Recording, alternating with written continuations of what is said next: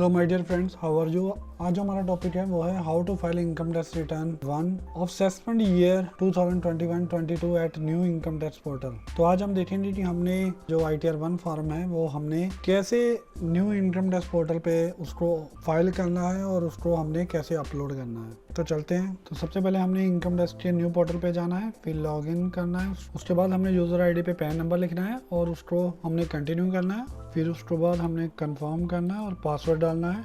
उसके बाद हमने अपडेट प्रोफाइल करना है। उसके बाद डैशबोर्ड के साथ ई फाइल है, उसमें इनकम टैक्स रिटर्न्स है, उसको क्लिक करना है। फिर फाइल इनकम टैक्स रिटर्न, फिर आपने सिलेक्ट करना है 2021-22। उसके बाद आपने कंटिन्यू करना है। फिर ऑप्शन ऑनलाइन सिलेक्ट करनी है, प्रोसीड करना है। उसके बाद आपने स्टार्ट न्यू फाइलिंग करनी है। अगर आपने कोई फ्रेश इनकम टैक्स रिटर्न भरनी है, अगर आपने ऑलरेडी कोई डाटा इसमें फीड किया हुआ है तो आप उस डाटा को सेव करके रिज्यूम फाइलिंग भी कर सकते हैं। उसके बाद ये ऑप्शन दे रहा है we have pre-filled your return based on information available with the income tax department. Please confirm that the details in each section are correct to proceed. उसको आपने ओके कर देना है। उसके बाद आपने पर्सनल इन्फॉर्मेशन भर देनी है। तो उसके बाद पर्सनल इन्फॉर्मेशन में आपका PAN number, date of birth, Aadhaar number और एड्रेस शो होगा। उसके बाद यहाँ पर आपने एम्प्लॉय सेलेक्ट करना है। तो हम यहाँ मान के चलते हैं कि पर्सन पेंशनर है। तो आपने कौन से सेक्शन में रिटर्न फाइल करनी है, इसके लिए मैं ऑलरेडी वीडियो शेयर कर चुका हूँ डिटेल से। नेक्स्ट हमने ओल्ड टैक्स रिजीम सेलेक्ट किया। Are you opting for new tax regime under section 115 BAC। तो हम ओल्ड रिजीम में ही रिटर्न फाइल कर रहे हैं, तो हमने नो किया। बैंक की डिटेल भर देनी है आपने, तो कंफर्म किया।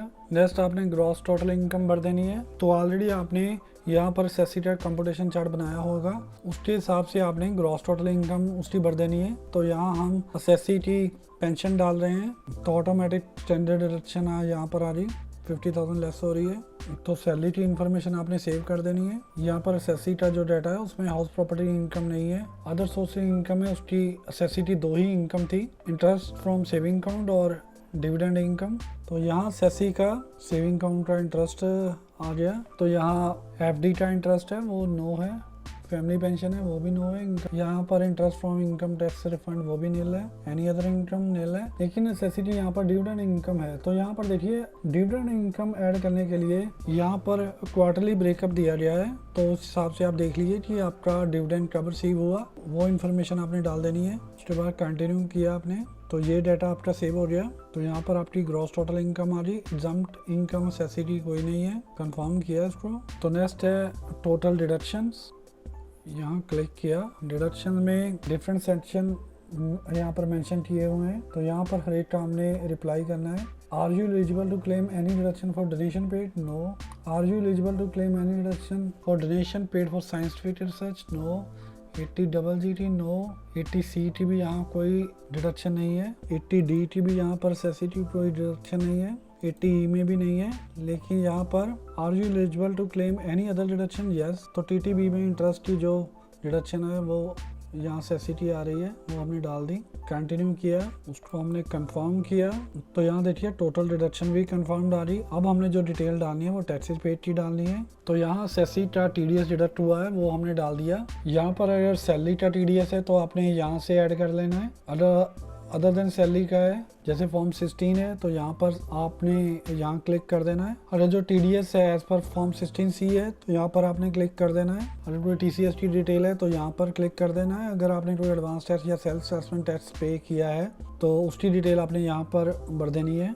तो यहाँ पर मैं आपको क्लिक करके बता देता हूँ। Do you want to add more taxes? यहाँ पर क्लिक किया। BSR code, challan serial number और डेट ऑफ डिपॉजिट और टैक्स पेड का अमाउंट आपने यहाँ भर देना है और उसको ऐड कर देना है। तो ये एडवांस टैक्स और सेल्फ असेसमेंट टैक्स की डिटेल आ जाएगी। अगर सैलरी पर TDS डिडक्ट किया हुआ है तो आपने यहाँ पर क्लिक किया ऐड अनदर। तो यहाँ पर डिडक्टर का 10 आ जाएगा, नेम ऑफ द डिडक्टर आ जाएगा। उसके बाद income chargeable under head salary में जितनी जो सैलरी टैक्सेबल है वो यहाँ पर आ जाएगी और सैलरी पर जितना TDS डिडक्ट है वो आ जाएगा। उसके बाद आपने ऐड कर देना है। तो यहाँ सेसी का TDS नहीं डिडक्ट हुआ, यहाँ पर सेसी का जो TDS है वो अदर देन सैलरी है। और अदर देन सैलरी में जो आपने डिटेल भर देनी है वो 10 भर देना है।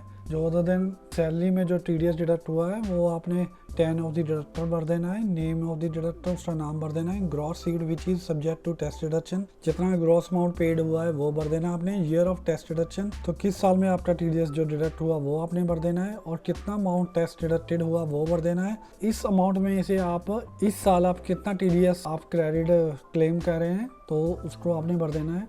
तो यहाँ पर हम असेसी का जो है वो TDS है वो हमने कंफर्म कर दिया। तो देखिए ये टैक्सेस पेड भी कंफर्म हो गया। टोटल टैक्स लायबिलिटी अब लास्ट में रह गया। टोटल टैक्स लायबिलिटी में ये पूरी आपको डिटेल दे रहा है, तो आपने ऑलरेडी जो बनाया होगा कंप्यूटेशन चार्ट उससे आप कंपेयर भी कर सकते हैं। कंप्यूटेशन ऑफ इनकम में ग्रॉस टोटल इनकम आ गई, टोटल डिडक्शंस आ गई और टोटल इनकम आ गई। तो उसके बाद कंप्यूटेशन ऑफ टैक्स आ गया, तो सारी डिटेल आपने उस हिसाब से भर देनी है यहाँ पर। उसके बाद आपने कंफर्म कर देना है। तो आप यहाँ देखिए कि ये हर चीज़ जो है वो कंफर्म्ड है। जब ये सारे कंफर्म्ड हो जाएंगे आपने उसके बाद प्रोसीड करना है। उसके बाद ये आपको बता देगा कि आपका जो है वो रिफ़ंड अगर क्लेम है तो कितना रिफंड है, उसकी डिटेल यहाँ पर आ जाएगी। तो उसके बाद प्रीव्यू रिटर्न है, उसके बाद ऑप्शन आएगी preview and submit your return. तो आपने यहाँ पर क्लिक कर देना है और सेसी का नाम भर देना है और सन ऑफ या डॉटर ऑफ आपने यहाँ पर फादर का नाम लिख देना है। नेक्स्ट यहाँ पर कैपेसिटी है सेल्फ आ जाएगा और आपने यहाँ पर पैन नंबर मेंशन कर देना है। नेक्स्ट आप देखेंगे अगर आपने यहाँ पर सेल्फ ही दबा दिया तो यहाँ पर सेसी का नाम ऑटोमेटिक आ जाएगा और उसका पैन नंबर भी आ जाएगा। अगर आप TRP की कोई डिटेल है तो यहाँ आ जाएगी, नहीं है तो आपने यहाँ प्रोसीड टू प्रीव्यू कर देना है। तो यहाँ पर एक बार आप अपनी इनकम टैक्स रिटर्न जो है जो भी आपने डेटा भरा है वो आप कॉलम वाइज हर चीज़ आप यहाँ पर चेक कर सकते हैं रिटर्न को सबमिट करने से पहले।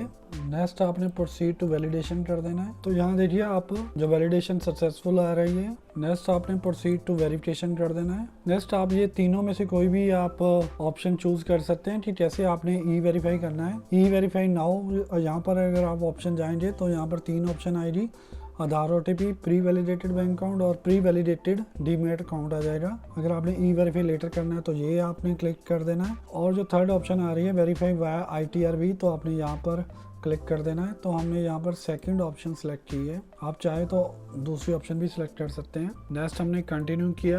तो यहाँ पर लास्ट में पूछ रहा है confirm submission of return, please note that once you submit the return you can no longer modify the details.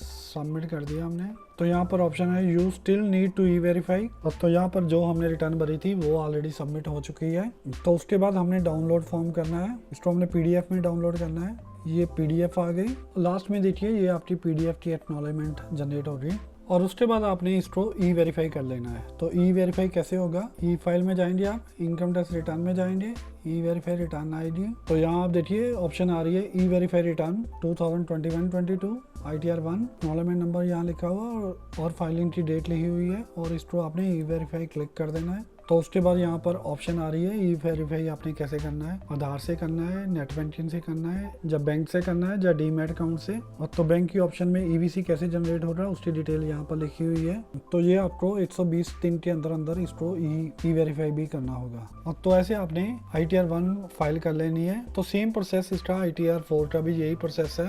Further मैं आपको ये बता दूँ कि आपने कैसे कॉलम भरने हैं, कैसे ITR1 के एक स्टेप पे आपने कैसे कॉलम भरने हैं। इसके लिए मैंने एक सेपरेट वीडियो जो ऑलरेडी मैंने अपलोड की हुई है, तो उसको आप डिटेल से देख सकते हैं कैसे आपने ये एक कॉलम को भरना है। तो ये था कि आपने कैसे न्यू इनकम टैक्स पोर्टल पे ITR1 को फाइल करना है। तो इसकी आपने लाइव डेमो देखी है। होप आपको ये वीडियो पसंद आई होगी। अगर आपको मेरी ये वीडियो पसंद आई है तो आप हमारे चैनल को ज़रूर सब्सक्राइब करें और साथ में बेल आइकॉन को भी दबाएँ। Thanks again. Okay bye.